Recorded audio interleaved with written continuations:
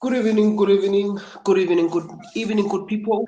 Happy Monday, happy freaking Monday to all. But I know, umpandla kajulu kujuluma 7 zasho coffee msinzathu ungabulelele insizwa acenda usimaga komsendele ngubamemela kahlele futhi uthi bathi ongagenzanga okwenzile empulweni agenzanga babona amafokadenge siqonge sihle singahlala ngene ngoba zona zalela amasaka abude bathi unqebelo ndoda xikiza amadoda ngabancane bagqimisa amaxoxa jikanqaba ukhoze umaphiko ndizela phezulu izinye ndizela phansi xosha thalela ngoba zona zasinde umqhakazo NK1 Show bafethu sibingelele wonke umuntu obukelile to all the viewers and the lovers and followers of the show. Happy freaking Monday bafethu.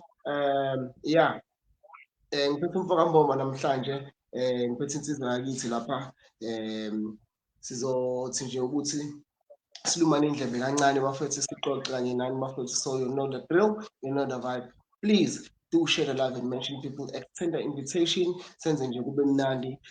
Siyayivala ke namhlanje bafethu men's conference, boys to men's conference, where we are grooming boys to men. Inyanga yonke ke besikhuluma nabantu besilisa sakhana sisodwa sidodisana as abantu besilisa. So it's been a wonderful time bafethu, it's been a great sisindawonye sixoxisana yonke namadoda sidodisana sikhulisana angazi kwenzakalani namboma mfowethu.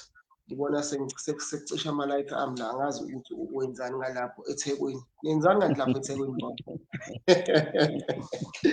Yeah, angazi kwenzakalani mfowethu, ilayithi yami la ithi vele yangijikela. Nevertheless, asike sidedele umfokambomba lapha nama-milkshakes, asibingelele umfowami lapha wale ngisabengisa into zami la.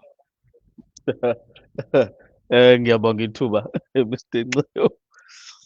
You're putting me on the spot here, but anyways, I'd like to appreciate the opportunity and also just appreciate all the gentlemen that have been instrumental in this conference, and it's been an amazing journey to watch, a lot of things to learn. Ngiyabonga kakhulu. Nami, I have a few things here prepared, and I hope we're gonna have a good session because, Mr. Nxeo, I think the topics that we're dealing with is very important, and I think fanele sibonge futhi kuwena Mr. Nxeo because amaphutha amaningi akhonjiwe emadodeni, and mhlambe this is how I'm going to start my presentation. A lot of mistakes have been pointed amongst men, most particularly abantu besifazane, and that's a serious outcry. But iqiniso lithi amadoda kukancane ukuthi engasizwa abantu besifazane ukuze abe amadoda, because abantu besifazane akusona umsebenzi wabo ukudodisa amadoda. Amadoda fanele adodisane odwa, and then bese hambe yo-practice ukuba amadoda kubantu besifazane. So i-challenge ke le enkulu, and I normally say this ukuze abantu besifazane because we have our sisters omama bethu abasilalela ukuthi they must be very cautious ukuthi when it comes to men or young boys growing, they need other men. They need good men around them. And if kungenzakalanga kanjalo, it means they're gonna struggle a lot trying to put in the values, the character, the mindset of a man inside the head of a man who was never trained to do that and expect some outcomes amahle. So it's a challenge kakhulu. So Mr. Nxeo, the topic that you have given us is very, very critical, and it's not so easy to tackle it because it is true that uma seyibuka lento, it's a life's journey. It's not something esingathi we can just grasp it now. And another thing esingayisho, nobody is an expert, especially when it comes to raising a family.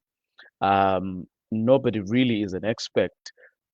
And maybe mhlampe fanele siqale sivume futhi, there are no perfect families out there, but people strive to have better families every single day.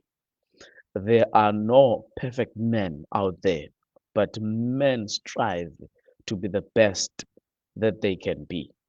So when we're talking about boys growing up without fathers, we're talking about people that have no father impact in their life.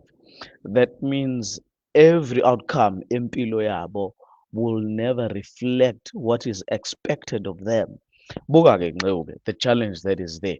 The society is expecting manhood or fatherhood in these boys, yet it has not given them the opportunity to learn from fathers.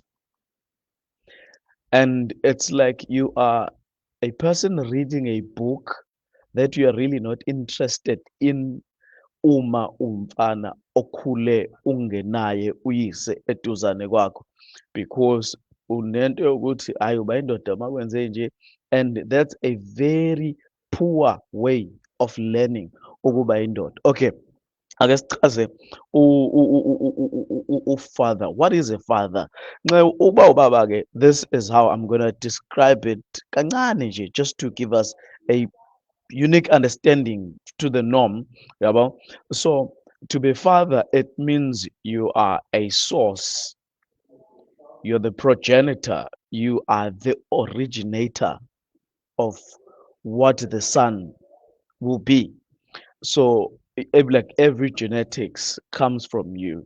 Bese kuba ukuthi-ke, after that physiology has been gifted to this boy, then it means father has a role of nurturing this young person to become what they were born to be. And this is very important. Wonke umuntu ozalwa emhlabeni, akekho umuntu ozalelwa uba ingane. Wonke umuntu ozalwayo wesilisa usuke ezalelwa ukuthi abe yindoda.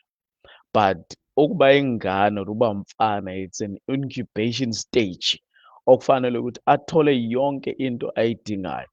And Ncewu fanele ukuthi ayithole timelessly, because once wageja isikhathi ekubeni umfana wangabufunda ubudoda esemfaneni, uma esekhulile, becoming of age, ngeke akwazi. Ngicela ukuthi-ke, let's use this scripture so that mhlampe sizoba ne-relevance and sync in mhlampe kumuntu olalela. There's a verse lapha ku-John 5, uverse wakhona u-19 and 20. It's a simple principle. Ithi, and Jesus gave them the answer, truly, very truly, I tell you, the Son can do nothing by himself. Only he can do only what he sees his father doing. Whatever the father does, the son also does. The father loves the son and shows him all that he does. Yes, and he will even show him greater works than these, so that you'll be amazed. Konagela, a principle to learn. Ngizocela ukuhlukanisa la, Nxewu, noma mhlampe ngeke kube mnandi kwabanye. Sons must learn from fathers. Sons must learn from their fathers. Why? Because a son cannot do anything except what he sees his father does.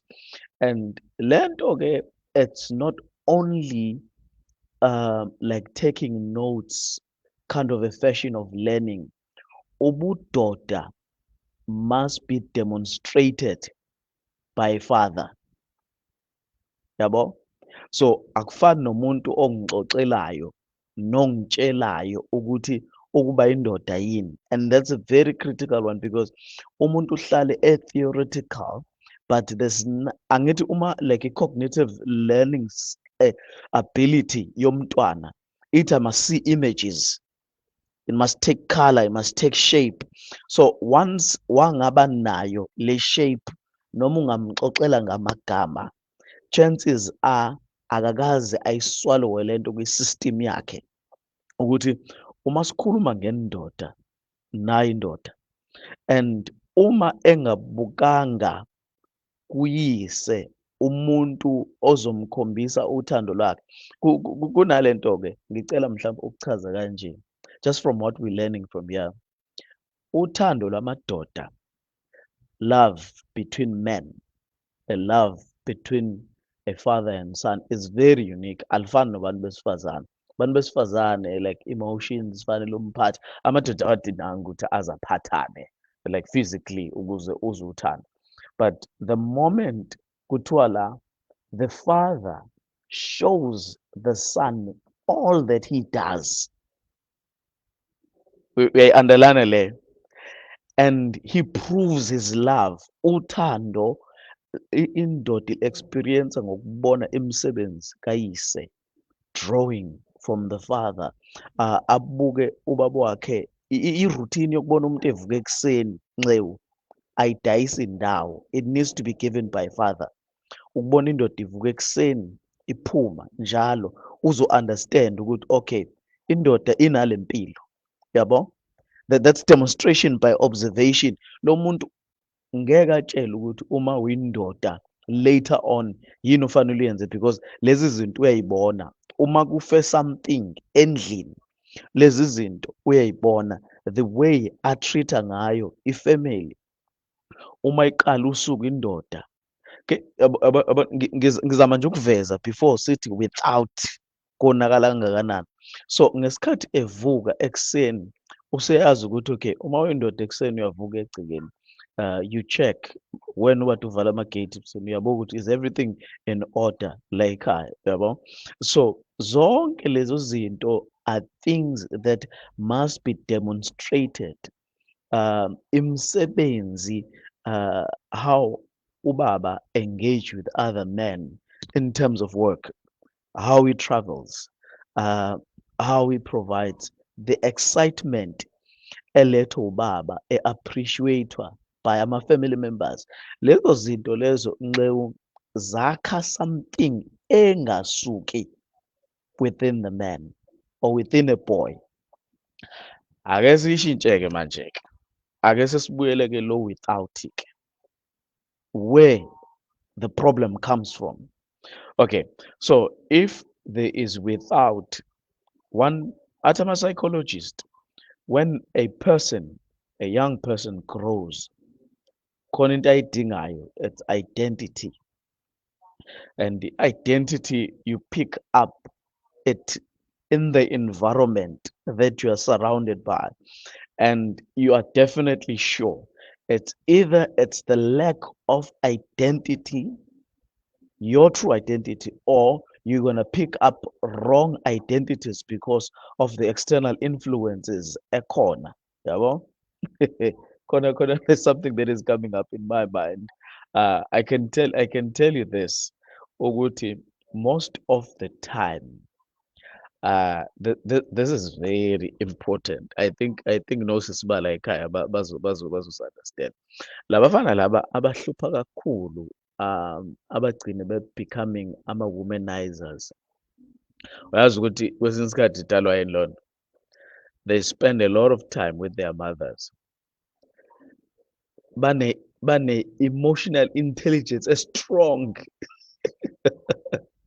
because they've lived with women and they understand the emotions up. They know how to take care. They know the things to say and things not to say. Baba neclass elingos, and as a result, they are so smooth in talking. But when it comes to demonstration, they will never display it. That's how critical it is, because isikole sabo is more feminine. It's very particular. It's by understand environment. They know even what to wear and what. Bakuthi ngisho nangama surprises labo bhuti labo abakhuliswe wonina kuphela, yabo. namantombazane abathanda because they can relate kubona. So it becomes a weakness because i-focus yabo, they can seamlessly just find a way amongst women kalula. And then uma angithi ilento yokuthi ushode ngoba because ubezoyazi i-role yakhe. It's guys, ngizoqala nje kulezi zinto ezisoft. It's guys abangakwazi ukuhlala nobaba, abangakwazi uku-enjoya to be lost in the company of men, yabo, ahlale namadoda azakhohlwa, yabo. Yena akakwazi ukuhlala amadoda azakhohlwe because indaba amadoda azangayijwayela. Mhlawumbe I can also bring out the fact le angifuni ukuthi it's obvious, it's public knowledge ukuthi nalaba abagcina decide going for homosexuality, they kind of associate those behaviors with the lack of father figures or fatherhood figures amongst their lives because abakaze bayibone indoda ikhombisa ubudoda kwabo. And angithi-ke obviously umuntu wesilisa ume kwadominate-wa omunye buyamlahlekela ubudoda bakhe. Indoda njalo fanele ihlale ngaphezulu. Anganoma ngikhuluma ulimi olu-right yini kodwa indoda fanele ihlale ngaphezulu, yabo. Manje uma isi-subject-we enye indoda, ubudoda bayo, i-identity yayo iyayilahlekela. That's very critical. So when young boys then grow up without obaba mfethu, it's a serious thing, because umfana will always learn. Ingane will always learn. And there's a principle eshiwo uKing Solomon uma ekhuluma ngokukhuliswa kwey'ngane uthi train up a child in the manner that he should go. When he is of full age or when he is grown up, he will not depart from it. So I think laba benza therapy, they can attest to this, that an adult is all the time a result of their mental state while they were growing up. If there were traumas in the growth of the child, the adult will give them outcomes at trauma. Khona nxewu into engiyifundayo kulezi insuku, the seriousness of absence. Uyazi ukuthi, if I can just make a literal example, a couple can suffer, ithandana, inakekelana, giving each other everything possible, imali, isikhathi, whatever, but because there is no child in the marriage, that's an absence. Bahlushwa yinto engekho, the danger of absence. So umfana, these things they are designed by God. They in nature. Noma ngabe uyathanda, it's kuthi, maybe let me make a second example. Kuthi akufane nalento lethi, it is not good for man to be alone. Akusiyona decision le umuntu ayidecidayo. It is just not good. Akunegotiatwa. So that absence of someone ongakafiki empilweni yakho makes you suffer, yabo. So I think mhlawumbe nginegunya namhlanje lokusho ukuthi amadoda kufanele azi ukuthi, especially uma sekhulile sekufanele ukuganwa, ukuthi the moment ekubalekela ukuganwa kunama weaknesses adalwa i-absence, because le absence le ithi there is something that you should be doing by now, there is a mentality that you should have by now. It is within a man ukuthi there's a family that has to come out of him, and that family fanele ukuthi ayikhulise ayinurturishe. Once kwafika isikhathi se-absence uzomess up izinto, that's guaranteed. Likewise-ke nomfana omncane uma ezokhula engenaye ubaba or ekhuliswe ngaphandle komuntu wesilisa ozothatha indawo kababa wakhe, ugacela kanjena-ke ngesikhathi engabubonanga ubudoda wabu-observer. Uyazi ukuthi yenze kanjani lento enceku, injengasekubukeni igame yebhola. ngoba amadoda vele alithanda ibhola lizoshaya ngibaba. Uma ubona iqhawe lakho ligijima lapha e-18 area lithi 1 lithi 2, uzwa kuwena engazukuthi unyawo ngazukuthi leli bhola uzolikhahlela manje, uhamba naye kanje, uyayibona le nto leyo. So that's how men learn, that's how young boys learn, ekutheni okay nali itime aliphushe kanje, bese futhi itime alithenga imoto mfethu, yabo. So khona mfethu abantu or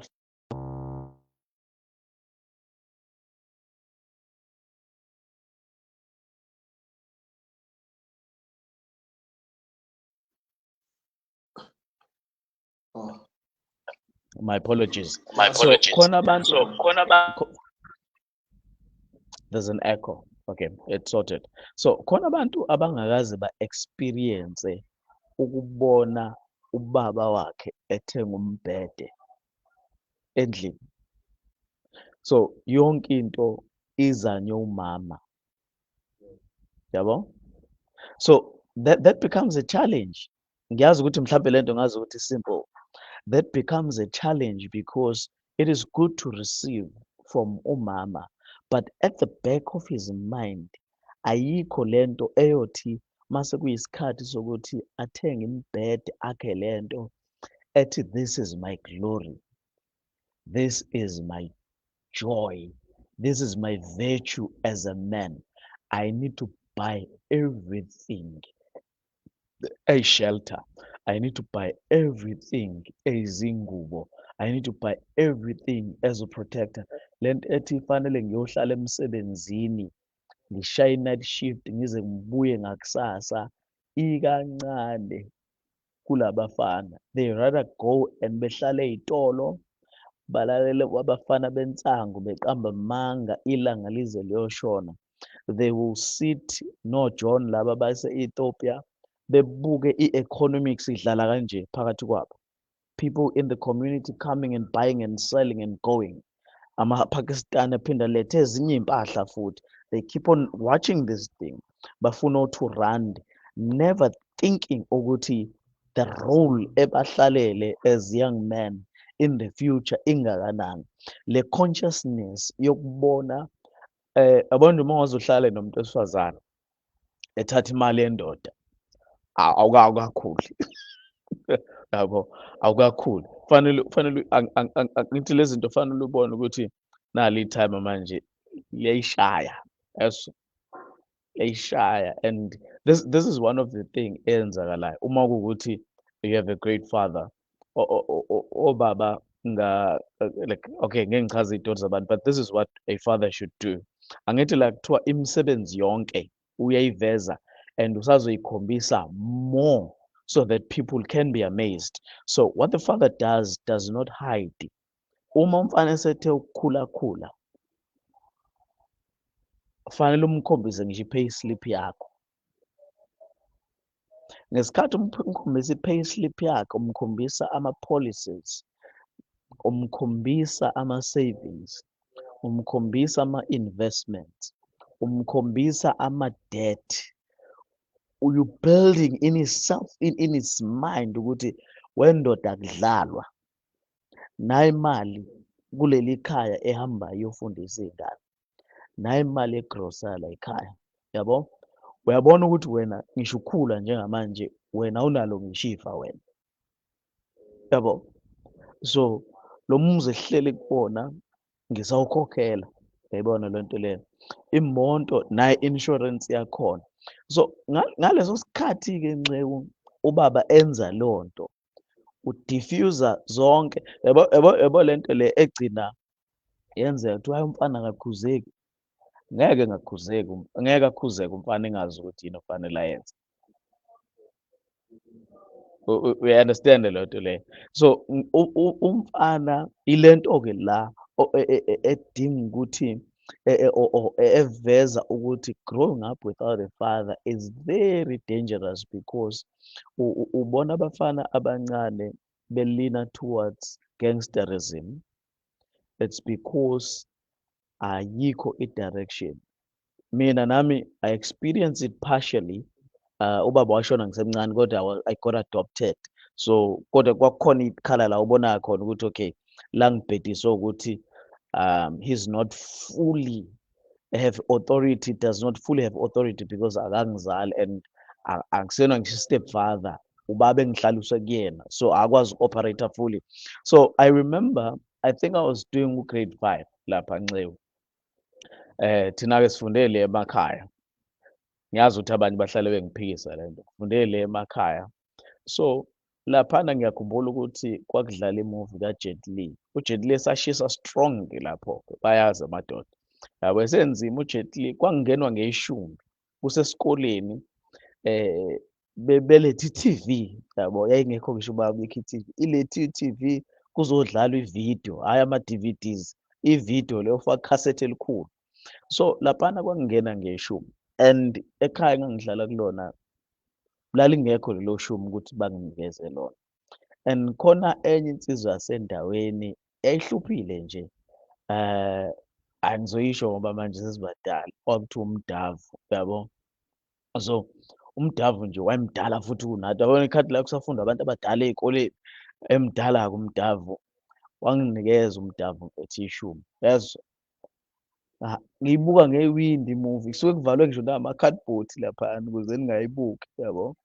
So wanginikeza ishumi ngakwazi ngayibuka imuvi yaze yaphela. From that day i-authority yakhe angazi ukuthi yafika kanjani. I wanted to do everything that guy asked of me. And wayebhema ngisho ukubhema, ngacishe ngabhema because I felt i-brotherhood kuyena, yabo, ukuthi anginaye ibhuti omdala but this guy is like my brother, yabo. I felt his love. So ukuba wayengathi asihambeni siyontshontsha senzele imali, ama-chances ayemaningi. So ngesikhathi ungenaye umuntu oprovidayo, ngicela ukushaya leli vesi lele then bese ngiyaphuma Nxewu, mhlampe we can engage. Kune-verse laphana eku-Proverbs chapter 19 uverse 14 uthi, houses and riches are inheritance from the fathers, a prudent wife comes from the Lord. So uyabona ukuthi-ke abafana akufanele ngabe they start everything from scratch. Kufana ngabe abafana ngisho imizi yabo bayithola kuyise. Ngiyazi ukuthi lesi sizukulwane esizophuza ukungizwa kakhulu ngoba manje asisazi nesizulu, abakhulelanga abanye emakhaya, they will take time to understand. Even ngisho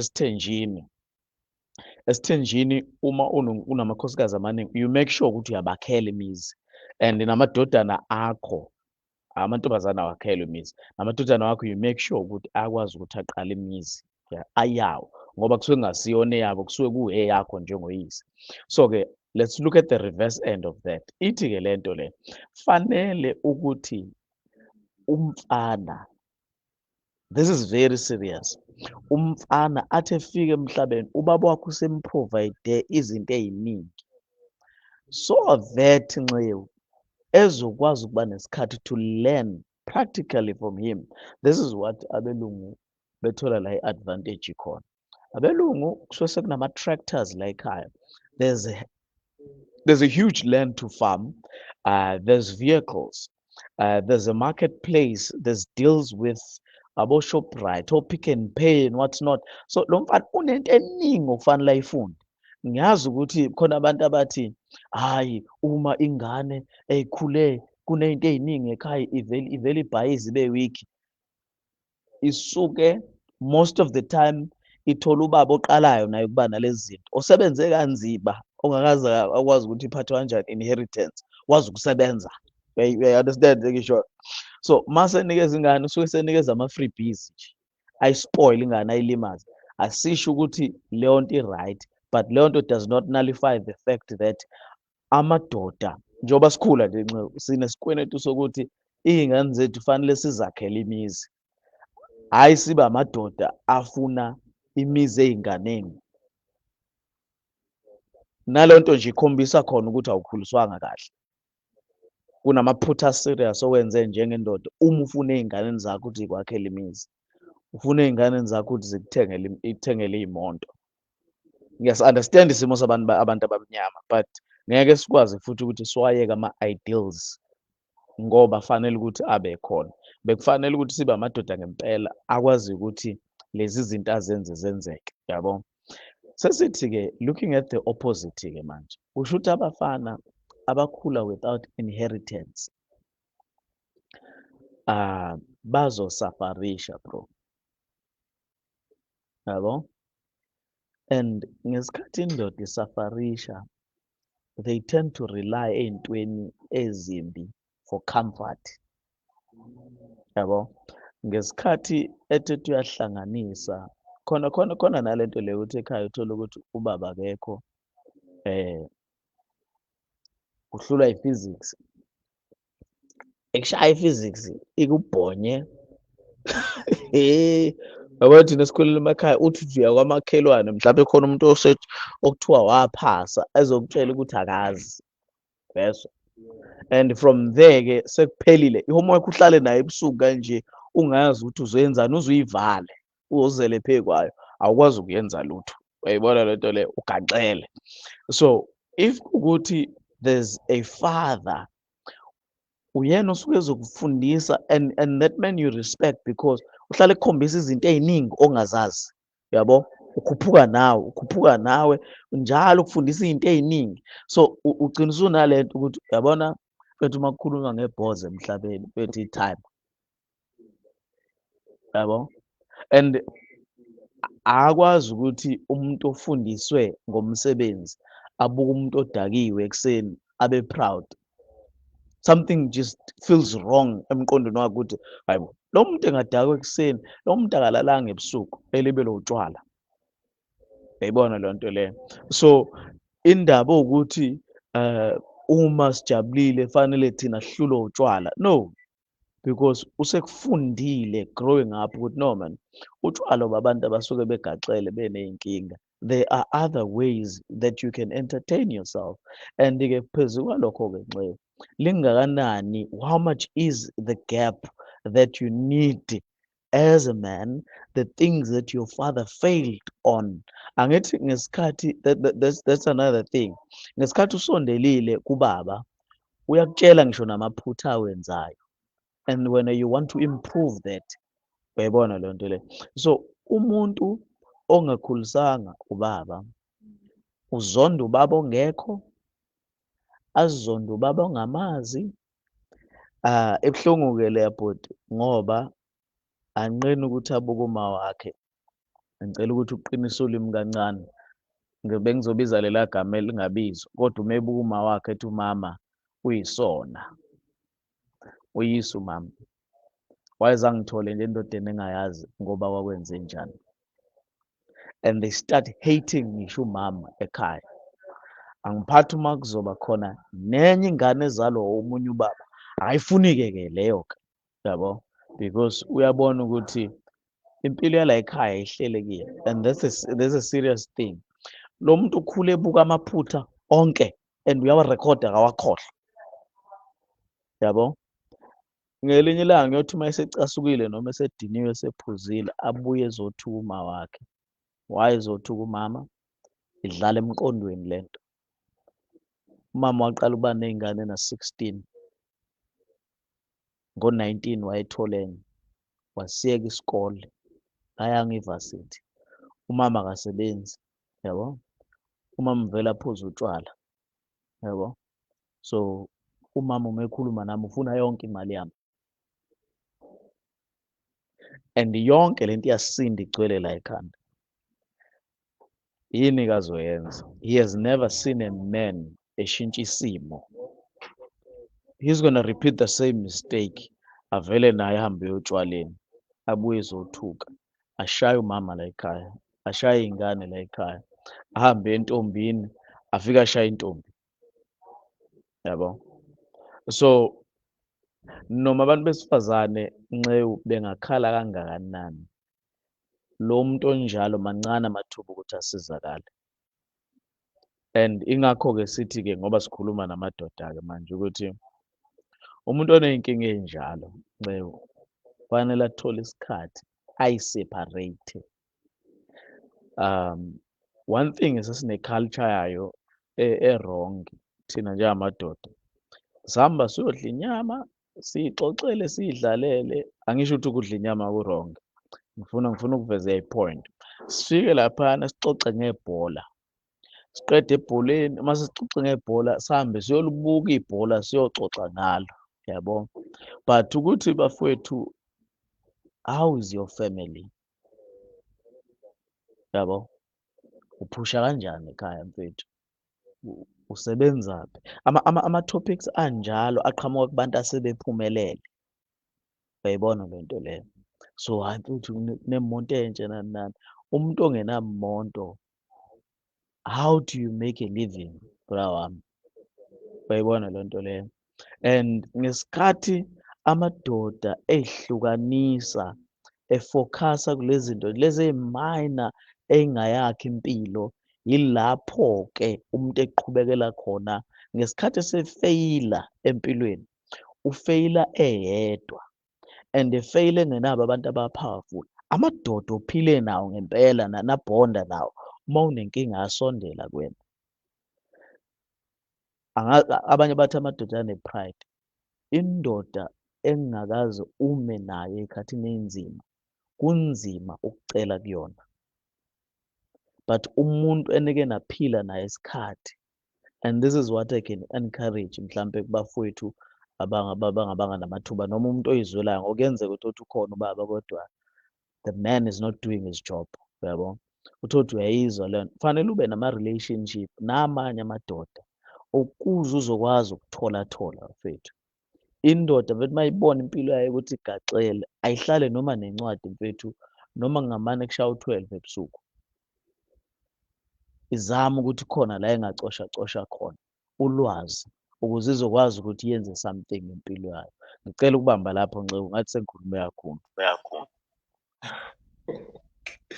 No, mfoka, no, asibonge man of God, usukhulume kakhulu mfethu, uthinta izinto ey'baluleke kakhulu, kakhulukazi esithinta thina amadoda, kanti futhi-ke not amadoda kuphela, kusukela nje ekubeni umfana, ngoba I think ade ngifunda la kune-comments ebhalwe uMajola la, eveza ama-statistics, ngibona mhlawumbe mangasenze ngithi kancane, here are some statistics regarding males and females who are fatherless. 63% of youth suicides are from fatherless homes, five times the average.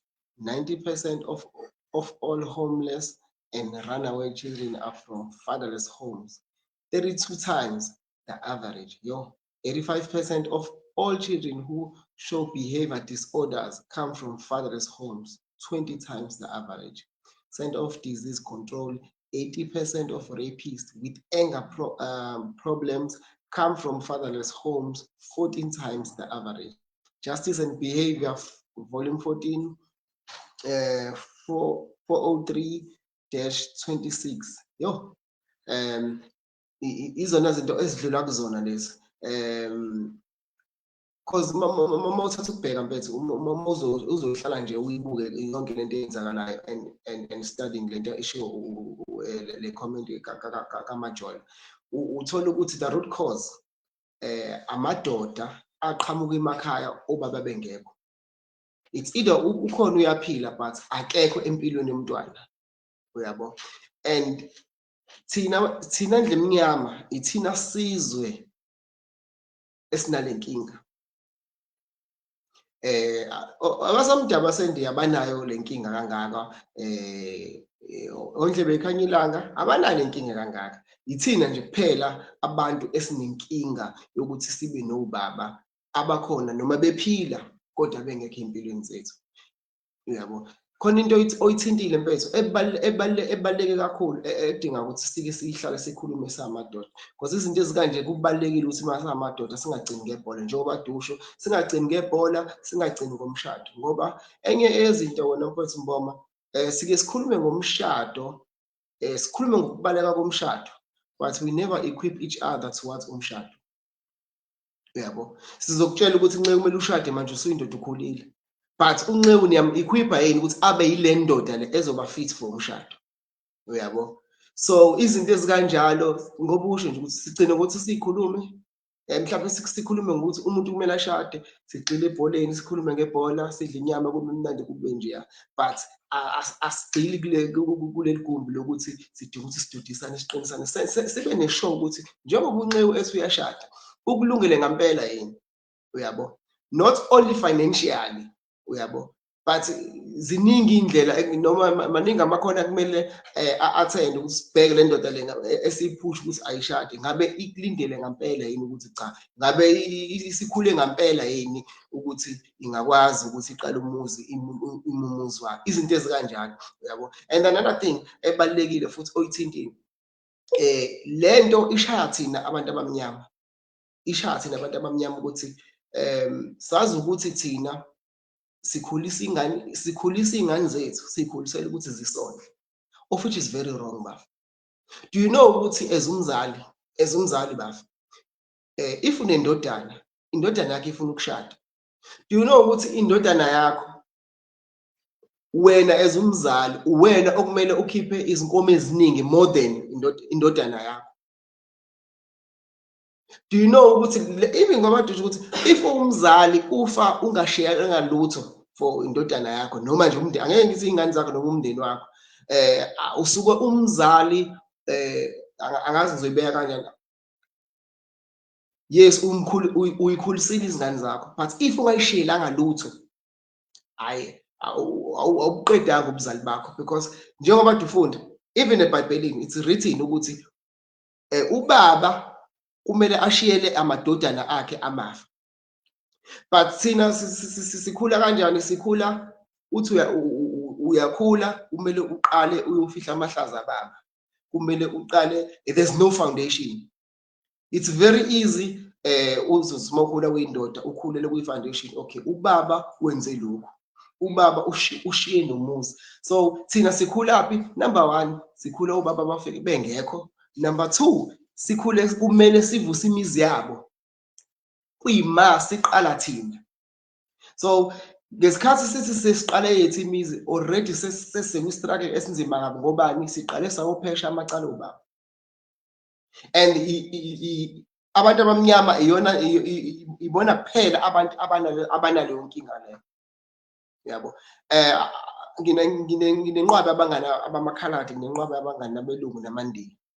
And lezi zinto izinto engizibonayo eke ngiyibonga ithi hawu, yazi.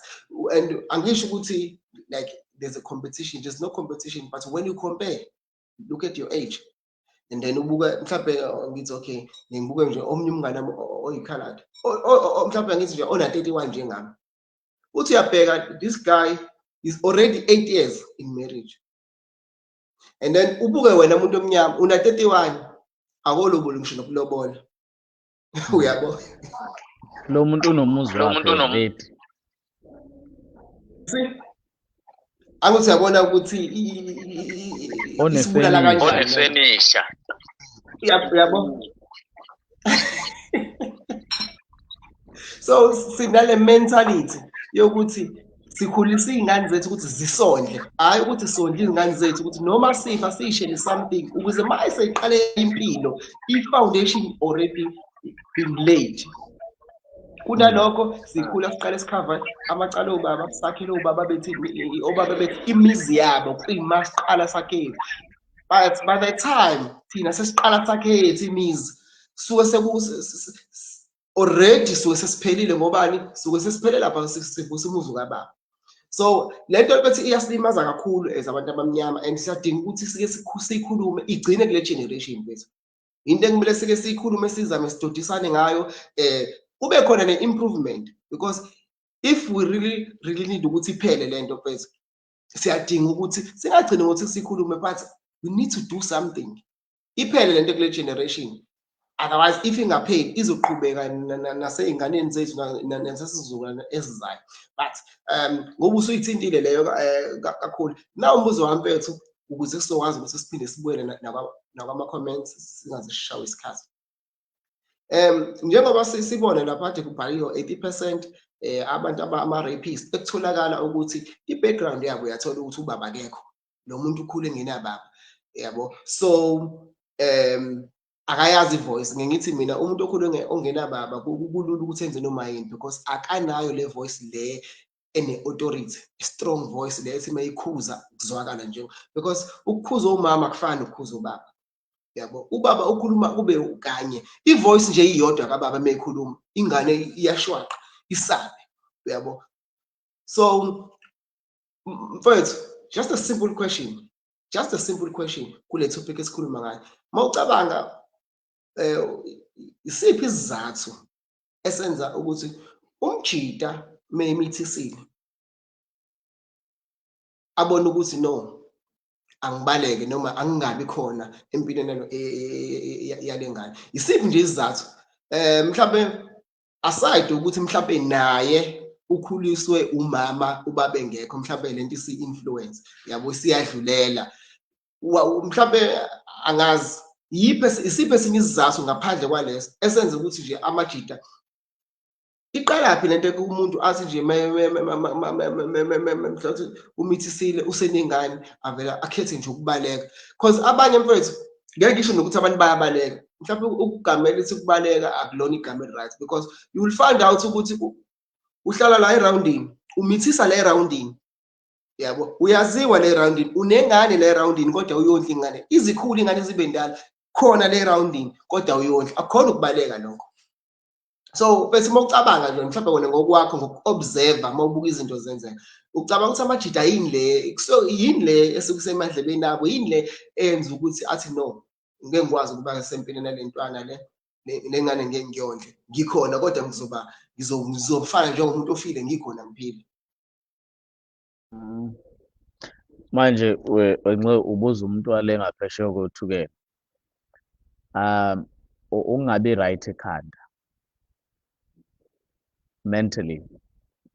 Ngiyazi ukuthi mhlampe abanye bazokuthatha sokwenhlamba, asisho ukuthi there is a mental breakdown, a dysfunctionality, but lento yokuthi ingane le and yami and everything eyenzeka empilweni yayo revolves around me. My presence is essential. Lengane could be raped, lengane could be abused, and I'm solely responsible as umzali wayo. Uyayibona lento le. So umuntu enganayo lonto ngaphakathi kwakhe ilimele emqondweni wakhe, yona ke le yenza ukuthi wenze noma yini. Angithi okunye it comes out in many behaviors. Omunye walala nomuntu ngenxa yotshwala, whatever ayedlile that takes the mind away from ukuthi abe sober. Zonke izinto ey'njalo.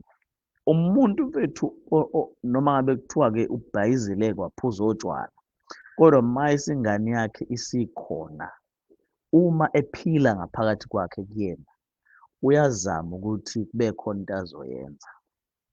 Yabo? So labantu bethu abangenzi lutho bane-problem. And abantu njengoba ngisho kanjena, ngisho without any without shame, ngoba bakhona even ngisho nabantu besifazane who do that. Umuntu ashiye ingane nodadewabo, ingane eziwu-4, anyamalale. Uma itholakala siyababuka ukhumbuleka, uma esetholakala umuntu agoloze ethi into engayenza ukuze nginishiye yaba yinhle kakhulu because nikhulile nibangaka, kube nanihleli nami ngabe mhlawumbe anifikanga la. Angithi uyayizwa nje lento ukuthi the way approach-a ngayo even namanje khombisa ukuthi ya nami ngiyanizwa niyakhala kodwa ngenza into e-right. Yabo, thola ukuthi they're not looking for that, they looking for i-presence yakhe. Yabo, umuntu nje owenza leyo nto mfethu nxewu usuke efile ngaphakathi kwakhe. That's what I can say. So engenazwelo nje. Yo, hayi, no, siyabonga kakhulu Mboma. Ake ngifunde ama-comments esike siza ukuthi abantu bathini lapha kwama-comments.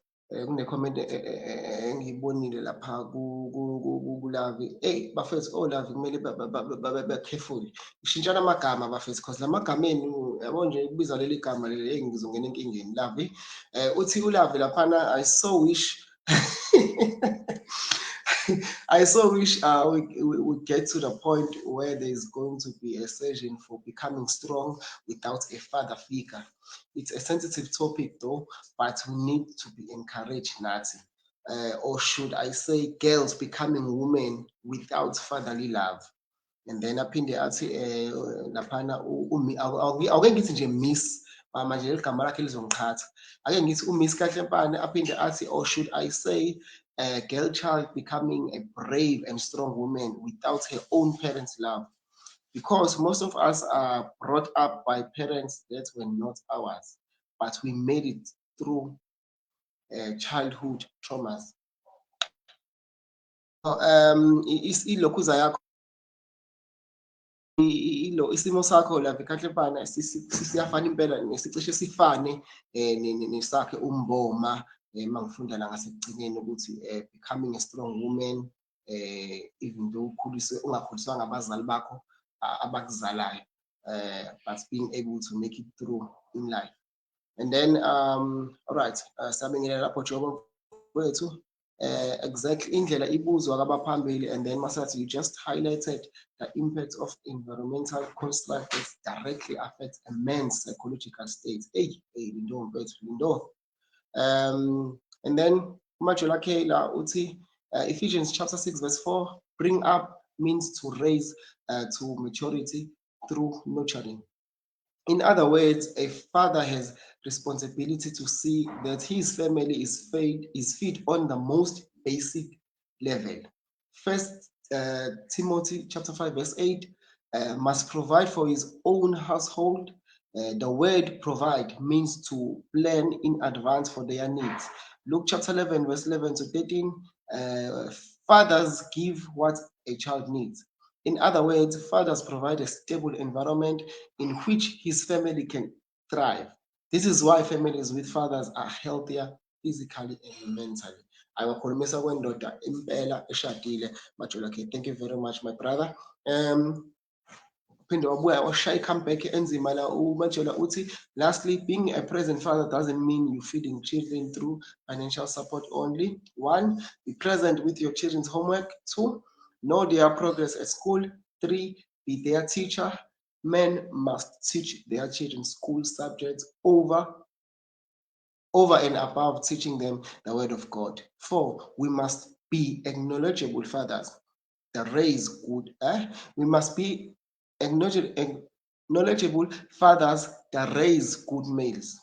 I think that raise, yeah, I think knowledgeable fathers that raise good males. Let me see. You would have fulfilled your responsibility as per the word.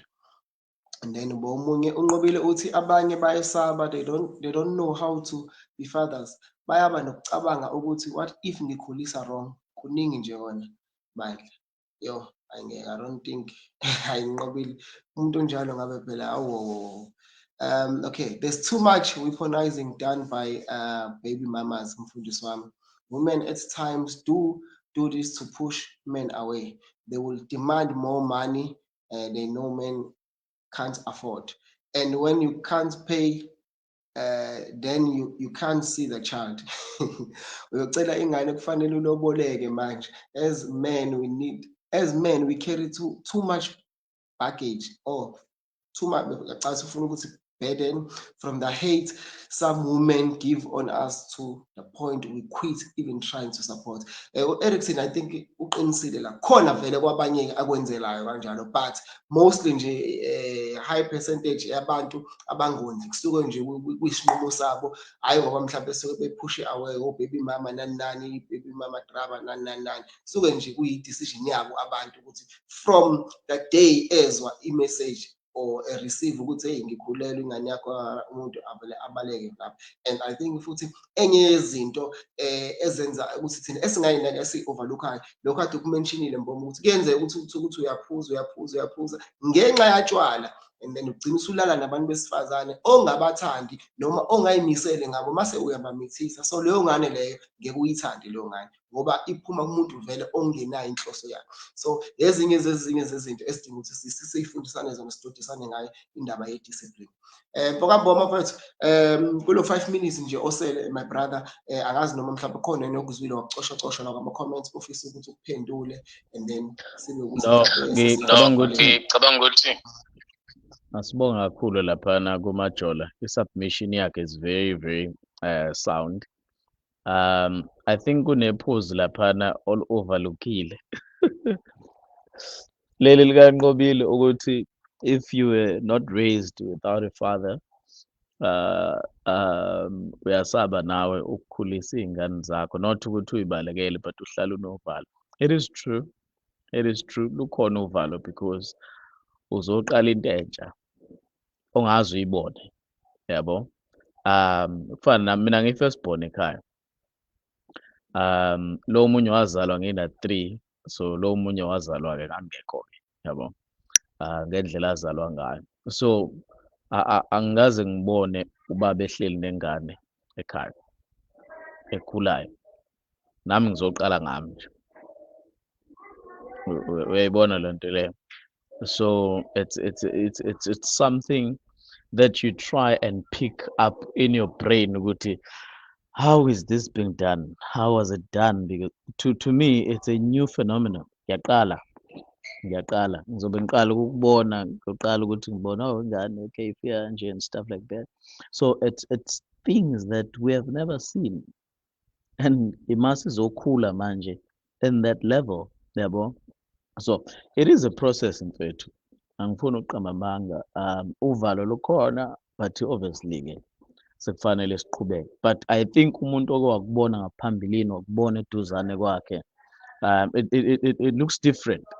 Yeah, but it feels different because like I think I was told by another guy ati once you have your first child, uzozo nesibili uzoyifuna manje. Those people yabo ngithi le ndoda ungenzani manje, wathenga inhliziyo yami kanje manje, yabo. So it's things like that brother, yabona ukuthi ngesikhathi lama conversations uba namanye amadoda, yabo, ila lezi zinto oqala khona ukuyivaluisha, like if uzoyithola kubaba wakho ke it's a huge thing, yabo. But into ekhona mfethu, into ekhona mhlambe in closing, khona le comment le ethi we must have sessions ibikhuluma particularly about the female side, that how to become a strong girl or being a strong woman, not being raised by your parents and what's not.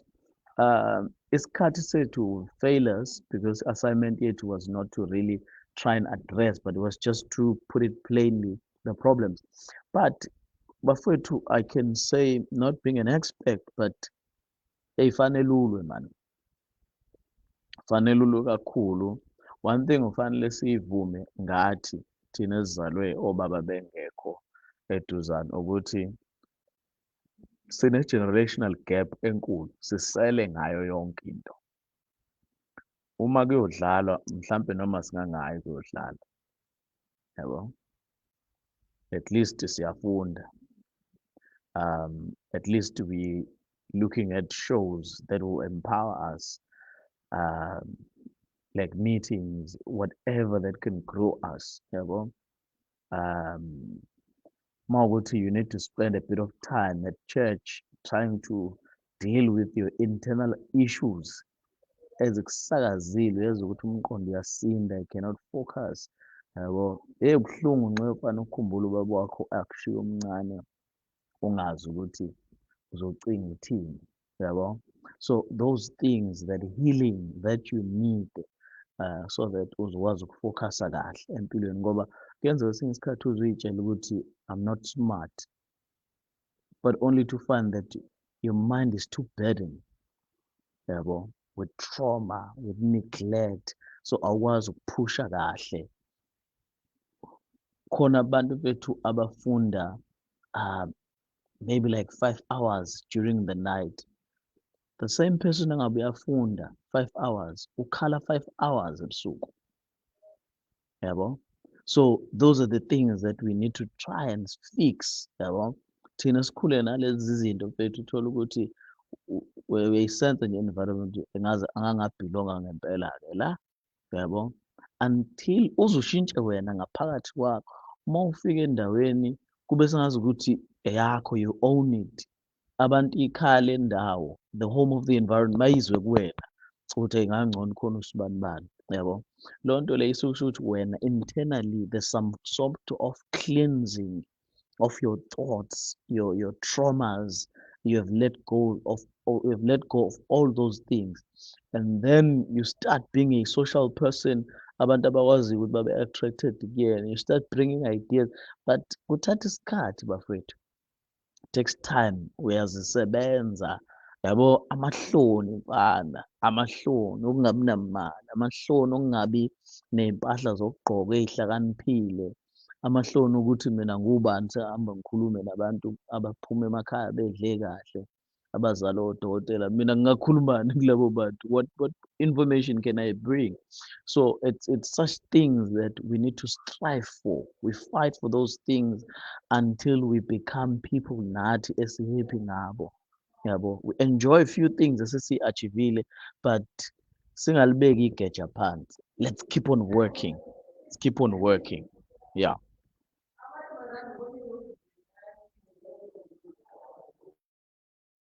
No, Mboma Kamqhele, asibonga mfethu, asibonga ukhuluma into ebalulekile kakhulu mfethu.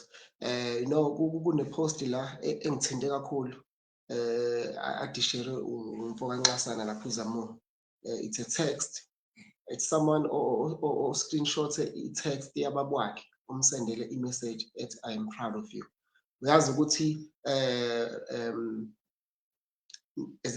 njengendoda ngisho kuthiwa usumngakanani, ngisho kuthiwa no matter what the age okuyona, but ayikho into umuntu eyilangazelela njenge-message enjalo eqhamuka from your father, even if kuthiwa akusasiyena ubaba wakho, but a big brother, a uncle, or anyone nje oyindoda obona ukuthi lo engavala isikhala sikababa.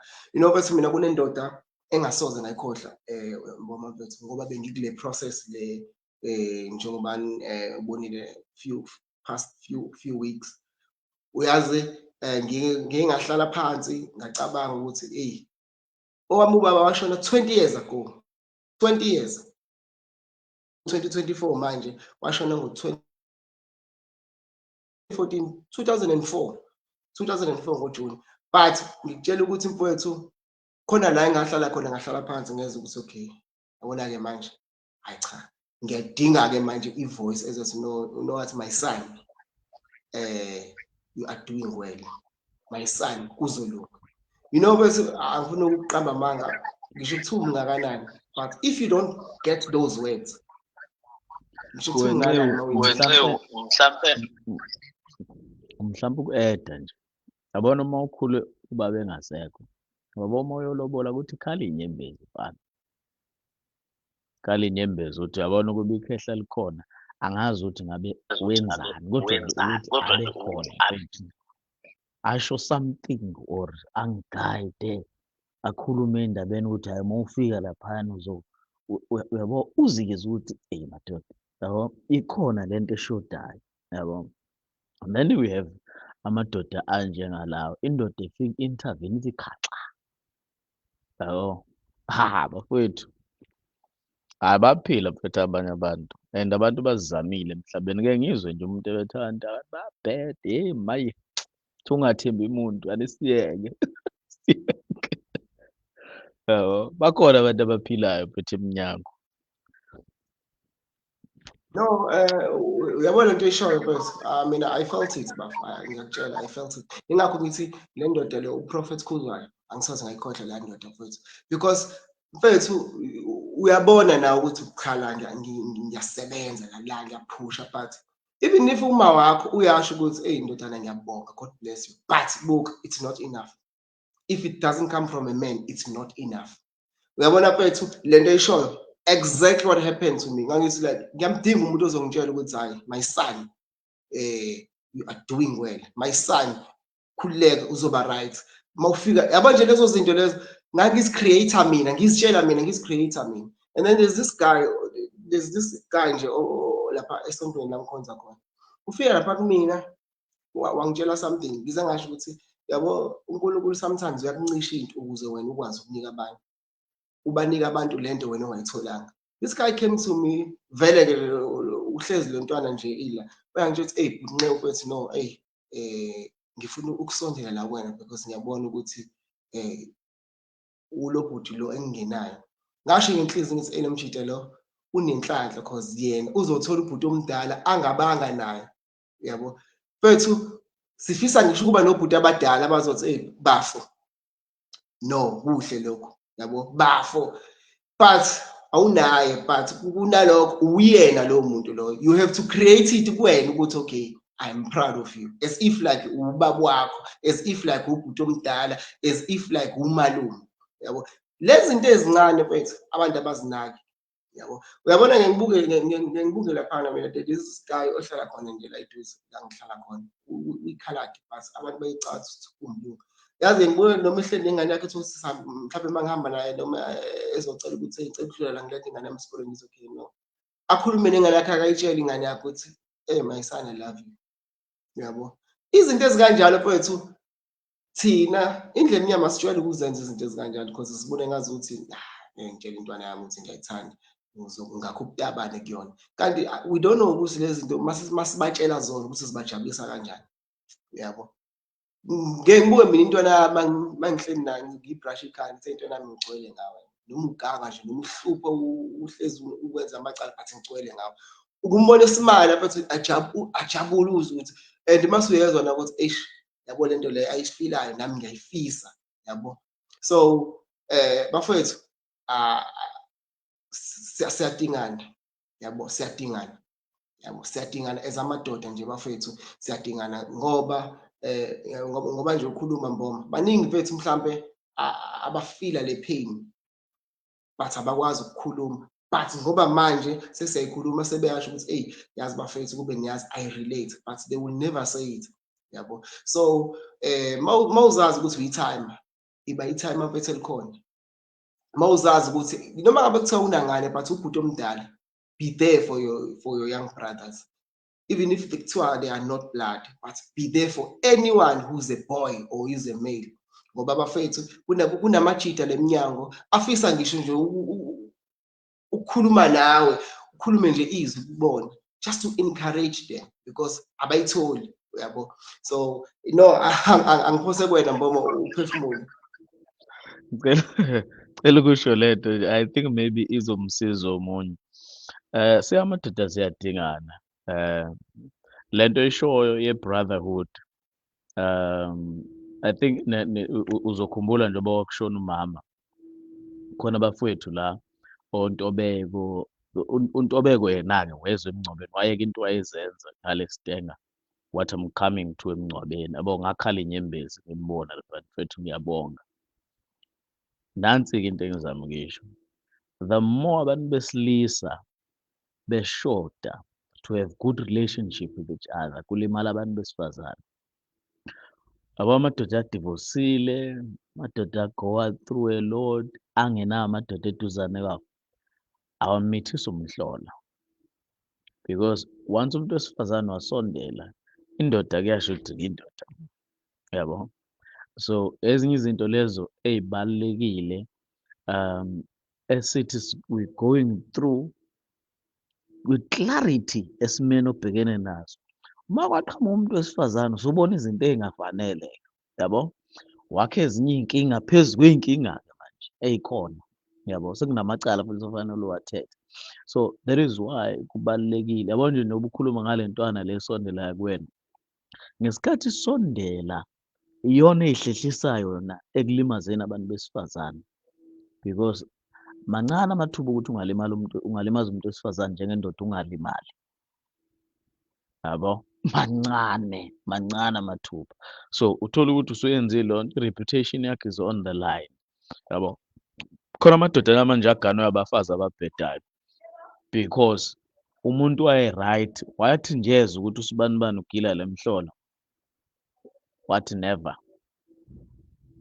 and then you end up going for second best because awusathenjwanga ungakaqali, yabo. So sengisholo into kanjalo ukuthi mfethu siyadingana, ziyasiza leza zinto mfethu ukubanjwa amadoda empilweni because zikwenza ukuthi isimo sakho ufocus kusona uze usilungise, yabo, ungabhedile, yabo, unamadoda right eduzane kwakho. So bengisho nje ukufakazela lelo phuzu mfethu ukuthi lisemqoka kakhulu. No, asibonge mfoka Mboma mfethu, asibonge ngenxa yesikhathi-ke sekumele sivale, niyazi-ke isikhathi bafethu sihlezi kuyinkinga. Bafethu asibonge kakhulu bese kuyiyona esejini yethu yokugcina-ke kwi-Men's Conference.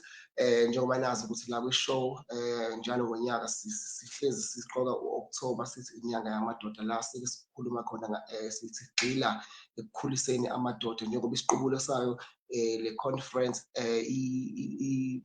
boys to men, we are grooming boys to men, because kahle kahle when you speak about men asikhulumi ngegender. Men is not a gender, but it's a state of maturity, because nomuntu wesifazane one-wisdom, umuntu wesifazane o-matured uyakwazi ngesizulu kuthiwa cha lo uyindoda, hhayi ngoba uyindoda but kubonakala i-state of maturity esikuyena. So siyafisa ukuthi sibe namadoda, amadoda afinyelele ngampela ebudodeni. Umuntu angabizwa ngendoda ngoba nakho enentshebe, angabizi umuntu ngendoda ngoba nakho egqoke ibhulukwe, but umuntu abizwe ngendoda ngenxa yemisebenzi, kubonakale ubudoda kuyena.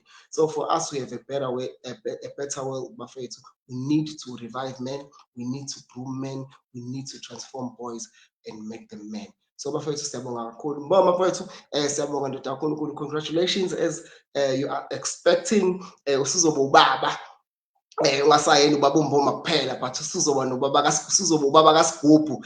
Congratulations man of God, you deserve it mfethu, you deserve it. Inkulu kakhulu indima oyidlalayo, mhlawumbe kwezinye indawo awuboni, inkulu kakhulu indima oyidlalayo. Kunento oyikhuluma lapha yathinta umama lapha nasasekhona eMangweni, yabona lapha leya testimony engathinteka lapha, bafu wakhuluma ngathinteka laphana, and la mama wathinteka, and ngabona inyembezi, yabo, ngabona inyembezi kumfethu uMinenhle, because he was not expecting us, but we just came and we picked up. It meant a lot kakhulu kuyena. Yilento eshiya ukuthi bafethu siyadingana as amajita. I always say this lapha, amajita ayazi, I always gang up amajita, sihlangane bafethu, asihlanganeni sidle inyama, sixoxe, yabo, sidodisane. And ngizokutshela ukuthi mfethu within 1 year ama-results aleyo nto makhulu, within 1 year, yabo, ama-results aliyanto makhulu kakhulu, even though ubone inamba incipha, but ngiyajabula uma kuncipha inamba kodwa ama-results kuyiwona ekhulayo, yabo. So bafethu, once again ngifuna ukusho lokho ukuthi siyadingana amadoda, yabo, nje mangase kuhlangana amadoda abe united, amadoda, ngiyakutshela leli zwe drop down ukuthi singakwazi ukuthi siphinde finyelele kwi-generation elandelayo ezisi-affectayo from our forefathers. Kodwa-ke siyabonga kakhulu man of God, thank you very much once again, bese uNkulunkulu nje aqhubeka kubusise wena nomndeni wakho, noSigubhu eseza naye sesijaha ukuthi simbone. Bafethu, to all our viewers, followers and lovers of the show, siyabonga kakhulu bafethu, iqhubeke nje nisisupport njalo. Every Monday we're here NK1 Show, last session-ke ye-Men's Conference iyophinde futhi ihunane next year ngo-October. Thank you very much guys. Isession yethu ayizolo sikwazanga ukuthi sibe nayo, but definitely kusasa ngo-7 we are having uProphet uNgcobo uzobe ezile naye lapha for i-Revelation Time Show, sisakuyo into yamadoda. Thank you very much bafethu, asihlangane next week Monday, same time, same place. Danko kaningi, beke libeke.